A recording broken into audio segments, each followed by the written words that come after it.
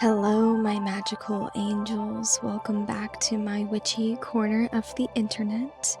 Before we get started, I want to quickly remind you of my poetry performance here in LA. If you live in the area, you don't want to miss it. It'll be on March 27th at the Pacific Opera Project.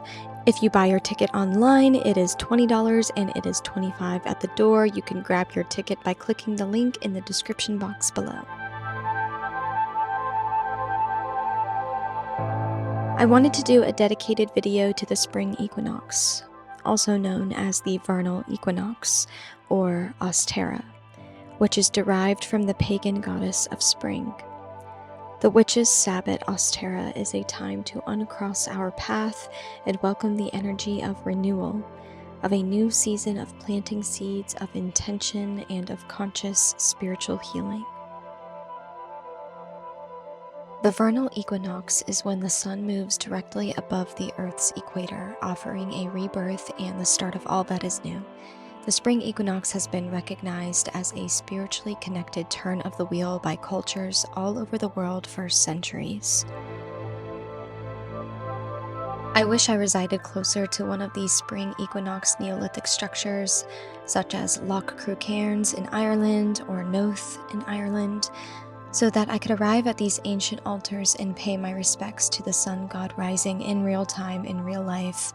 Structures so old and unexplainable, but undeniable proof that we, as a human species, have always had a distinct connection to the planet in which we reside. Structures that were created with specifically the equinoxes in mind, for the light to hit them just right, to ignite the magic in the land as she reawakens. The earth is almighty, it is divine, as are we, and the more we live in alignment with the earth, the more we can embody our God-given power of creation, of magic.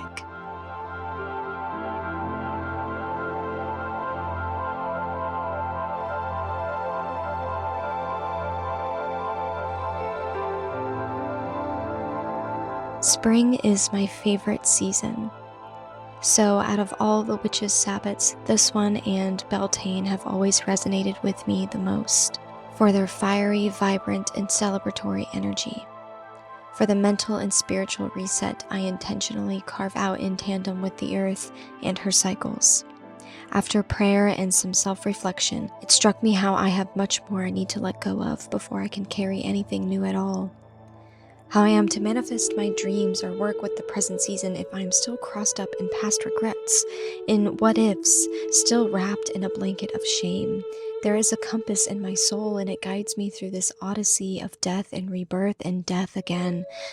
No matter what monstrous gods with sweet songs tempt me off my path, prompting me to wither as my flowers have, I've refused the bitter fruit.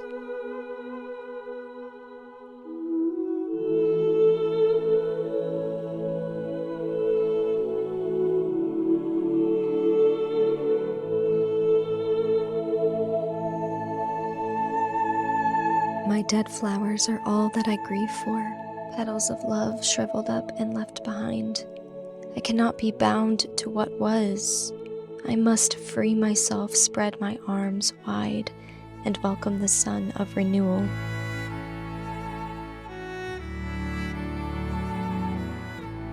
We can ritualize our intentions with magic. Almost everyone has that thing they know they need to grieve and let go of. And assigning the grief to facets of the earth and ritualizing this uncross and release can feel primal and primitive, but trust me, it is effective if you believe it to be. My intention for this spring equinox is to surrender to the growing process. I surrender to the trimming of dead leaves. As my path uncrosses, I am able to call in new, beautiful memories and walk forward without the obstruction of what once was. The echo of past moments, nostalgia can almost be painful at times, and it can make us feel that the present isn't as sweet as those nights of old were. But as is the wheel of time, the sun will do what it must and rise again.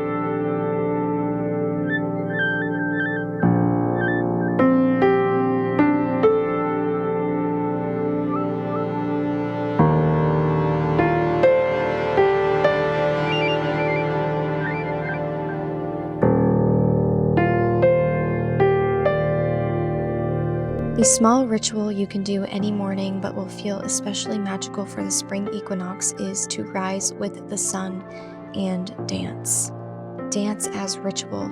You do not have to be good, you only have to feel the sun rays on your cheeks and dance with the energy of purity, newness, of resurrection. Let the energy move your limbs and hips and you will start to feel lighter. Watch the sun rise and be filled with gratitude. You do not even have to say anything. Give your gratitude a moment of silence, of absorption. It will show in your eyes and the sun rays will kiss you blind. It's finally going to be just fine.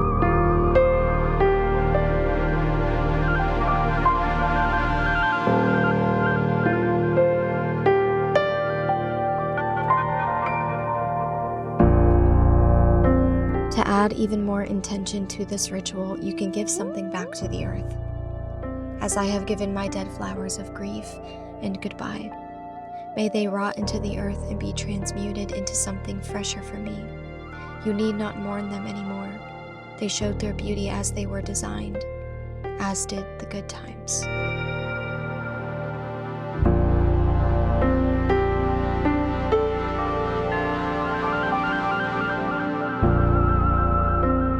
You could also plant a metaphorical seed of your choosing. Hold it in your palm, then blow it a wish. Allow the goddess of spring to take care of the rest. Plant it into the soil. Time shall pass and it shall bloom because you commanded it to, as goddesses do.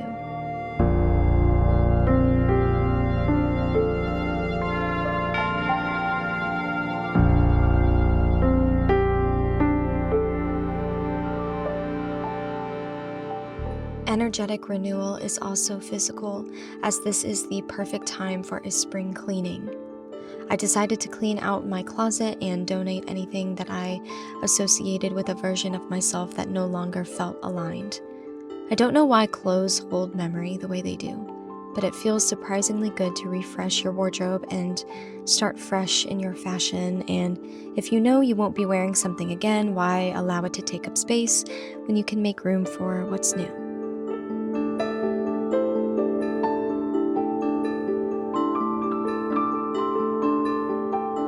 Before I dive into an uncrossing ritual at my altar space, I made a cup of dandelion tea to drink before meditation. Tea with meditation or prayer is a loving practice to the soul and sets the stage beautifully for my spellcraft.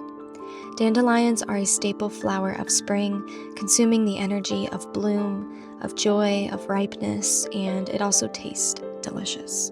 Dandelion tea is said to open the third eye as well, which is perfect for casting a spell of any sort. The color yellow in general is a magical color to incorporate during the spring equinox. Wearing yellow, burning a yellow candle, or working with yellow flowers will welcome in the most blissful, joyous, and fresh energy into your future. This uncrossing spell also has lemon as an ingredient, a yellow ripe fruit that is a powerful tool of absorption, of heaviness, of past regret, of anything keeping you down.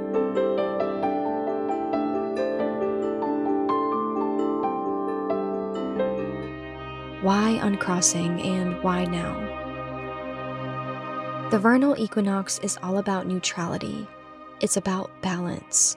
It is about the acceptance of the in-between state, looking towards the light and allowing it to move at its own speed, sprouting in the right direction, leaning towards the sun. But we cannot bloom at all if we still feel trapped or crossed up in our energy. This will aid the growth process and open up the path ahead. It will neutralize any threats and rid any negative influence we may have clung onto, so that every seed planted blooms as the goddess intends. Here's what you will need: white salt, a white candle, frankincense, a lemon, rosemary, bay leaves, lemongrass, and a petition with your written intention on it. You can also include indigo water, an uncrossing spell oil, and make sure you have a fire-safe tray, Sat at my altar space with my intention and determination, I start by gathering my supplies and cleansing myself and tools with dragon's blood, to set the scene with a powerful force of protection.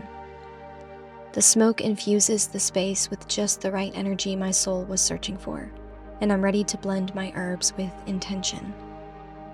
I chose bay leaf for bringing in good luck instead of bad luck, rosemary for purification and ridding negativity, lemon balm for uncrossing and removing stagnant energy.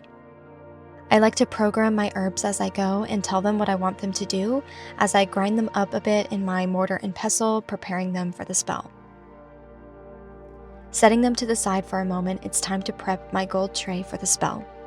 Grabbing my indigo water for banishing and cleansing, I sprinkled a bit of it onto my tray, and I blessed it with this energy to start the spell off just right. Using white salt for a continuous cleansing energy, I pour some onto my tray to form into a cross shape, but without the lines touching. This is symbolic of the act of uncrossing.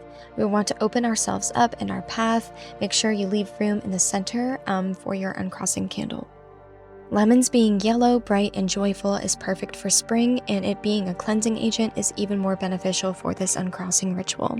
Taking 4 cubes of lemon and placing them on each end of our uncross, representing each element in each direction: north, east, west, south, water, air, earth, fire. Everything is intentional and symbolic. Taking a round slice of lemon and placing that in the center as a candle holder. Take your uncrossing herb mixture and add it to the edges of the tray to complete the circle.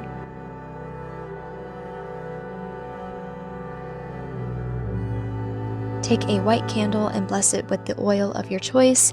I decided to use an uncrossing oil, of course, to amplify our intentions, but you can use whatever oil you have on hand. Now it is time to write our petition to place under our gold tray. Petitions are super helpful in really channeling the energy and what you want the spell to do. It is also a way to connect the spell to the spiritual realm. Tearing off any man-made edges on your paper, blessing the paper with that same uncrossing oil, I took a black pen to write out my specific intention. I called Mother Earth and my spirit guides and explained to them what I needed this spell to do, and I ended my petition with a thank you and a statement of gratitude, acting as if the spell had already come to fruition. Now it is time to light our candle with intention. I am using frankincense to do so because it is a wonderful agent in banishing bad energy and bringing clarity. It is very divinely protective as well. I love the energy of frankincense. Wafting the incense smoke over my completed spell and spending time watching the candle shrink as my magic grows. And so it is. Use this Ostara incantation and speak it over your spell and watch the rest unfold as the divine orchestrates it too. What is the teaching of the spring equinox? Celebrate. Our renewal comes from the return of the maiden to her mother. Behold, we celebrate new life in the growing green world.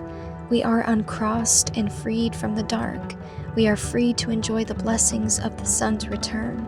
We seek to share our gratitude. What is the teaching of the spring equinox? Be joyful.